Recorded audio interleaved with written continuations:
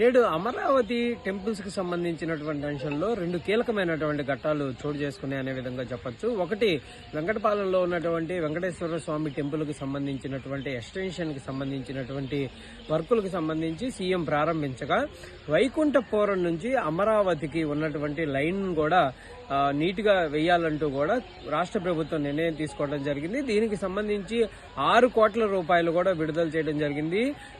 ఈ వర్కులకు సంబంధించినటువంటి పనులు అనేది కూడా వేగవంతంగా పూర్తి చేస్తామంటూ కూడా పెదకూరపాడు ఎమ్మెల్యే భాష్యం ప్రవీణ్ కూడా ప్రకటించడం జరిగింది. ఏదైనప్పటికీ కూడా దేవస్థానాలకు సంబంధించి అమరావతిలో 2 కీలకమైనటువంటి అంశాలు జరగడం పైన మాత్రం అక్కడ స్థానికులు కూడా హర్షం వ్యక్తం చేస్తున్నటువంటి పరిస్థితులు ఉన్నాయి. మరో అంశం, పెమ్మసాని ఈ రోజు రివ్యూ చేయడం జరిగింది.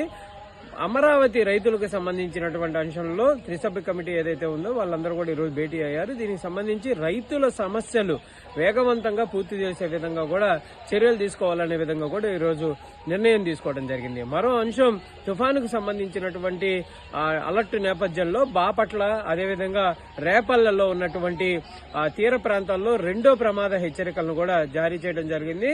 కంపల్సరిగా వేటకు వెళ్లేటటువంటి జాలర్లు ఎవరైతే ఉంటారో వాళ్ళంతా కూడా ఈ శనివారం వరకు కూడా కొంత జాగ్రత్తగా అప్రమత్తంగా ఉండాలనే విధంగా కూడా అధికారులు అయితే సూచనలు చేస్తున్నటువంటి పరిస్థితులు కనిపిస్తున్నాయి.